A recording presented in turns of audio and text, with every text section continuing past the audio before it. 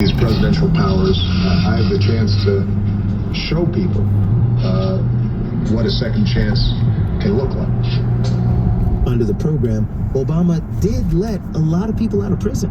He gave out 1,715 commutations of sentence, compared to George W. Bush, who only gave out 11. But even with the Clemency Project, a lot of people who met the criteria were not released. Very early on, I started seeing perfect candidates getting denied.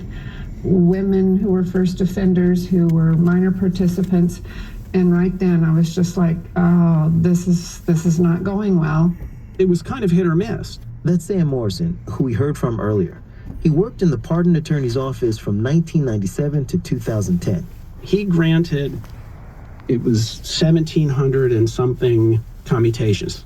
That's a big number, but not in comparison to the size of the federal prison population. It's not a big number. You could easily have granted 20,000, not 1,700. It's a drop in the bucket compared to the number of people who, on the face of it, qualified. One of the cases that was rejected was the boxer, Charles Duke Tanner. I've been down 10 years. I had clear conduct. It was a nonviolent crime, my first arrest of my life. So my case manager was like, hey, this is for you, let's push for this, so we put it in. And September of 16, I got denied. They didn't give me a reason why. They just said denied, and you have 1 year to follow up. Now, my only co-defendant who went to trial with me got granted clemency, so, it was a big pill to swallow for me on that one. Why do you think you were denied if your co-defendant actually got it? I don't know. Actually, my co-defendant, he wasn't a first-time offender, but he got it, and he's home now, thankful. I watched a lot of people get it, and they didn't fit all of the prongs, but they got granted clemency somehow. The chaos of Clemency Project 2014, who got help and who didn't, it was frustrating for a lot of people, including the pardon attorney at the time, Deborah Leff. She resigned in 2016. She wrote a letter saying her office was underfunded and understaffed, and that the White House lawyers weren't taking her recommendations. She simply wasn't given the resources to do what she ostensibly was supposed to be doing. So she got frustrated and said, I'm not going to do this anymore. After Deborah Leff resigned, there was no pardon attorney until Elizabeth Oyer was appointed in April 2022.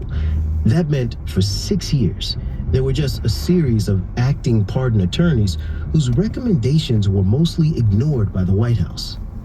If the White House is ignoring the recommendations of the pardon attorney's office, what's the point of having one? Are we just burning taxpayer money? They wouldn't give us an interview.